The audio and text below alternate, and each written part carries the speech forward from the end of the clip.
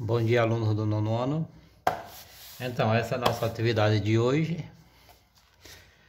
Atividade essa que eu tenho certeza que sempre é encontrada em alguma prova de análise, prova classificatória, vestibular cai muito, que são a interpretação de gráfico. Não só o cálculo em si, mas sim a interpretação do gráfico, você entender o gráfico, o que se pede no gráfico.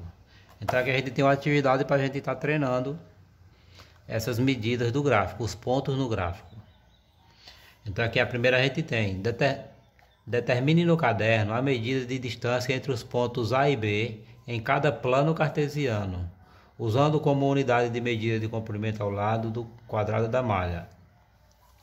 Então aqui a gente vai usar como unidade de medida o quadradinho mesmo. Cada quadradinho aí é equivalente a 1, vocês podem observar.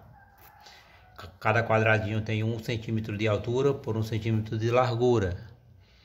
Então a gente vai usar essa unidade de medida, como se fosse 1 centímetro cada espaço entre eles aqui, entre os pontos. Então o que é que pede? Pede para calcular a distância entre os pontos A e B. Distância entre o ponto A e o ponto B. Então aqui fica muito fácil, você chegar e contar por quantos quadradinhos eu vou estar passando para chegar de um ponto ao outro. Observe que do ponto A a distância para a reta transversal é de -3. E então você sabe que a distância dela para o centro é 3. Porque quanto mais se distancia do centro para a esquerda, vai ficando negativo, vai ficando mais alto o número. No entanto, que com menos, ele vai tendo um valor menor. Se eu falar para vocês -2 e -10, o valor mais alto, a expressão que tem maior valor é o -2. Porque quem deve 2 está melhor do que quem deve 10. Seria isso o caso. Aqui você vai calcular a distância entre A e B. Calcular não, contar, porque aqui nem cálculo precisa. E calcular aqui entre a distância A e B. Já na segunda questão, você tem esses planos aqui, os 3 planos. 1, 2, 3. 3 planos cartesianos. Como é que você vai estar calculando essa distância entre A e B? Aí você vai dizer, não, professor, é só contar os quadradinhos. 1, 2, 3, 4. Não. A distância entre os pontos aqui, extremos do quadrado. Olha, se tem um quadrado maior. Aqui tem um quadrado maior para a gente explicar melhor. A distância entre os pontos extremos, ou seja, esses pontos aqui estão lado a lado, esses pontos aqui estão lado a lado. Qual os pontos fica mais distante? B e D, ou seja, são extremos. Então a distância entre os extremos é diferente da distância dos opostos.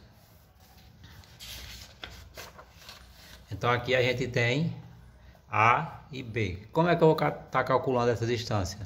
A gente vai usar a regrinha do cálculo da hipotenusa.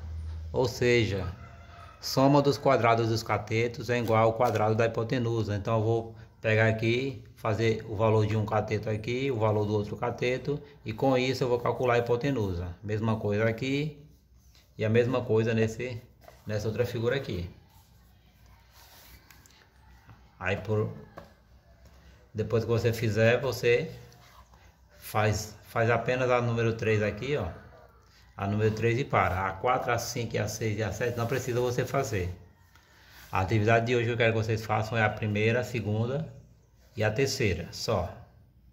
Faz, me envia, qualquer dúvida eu vou estar online.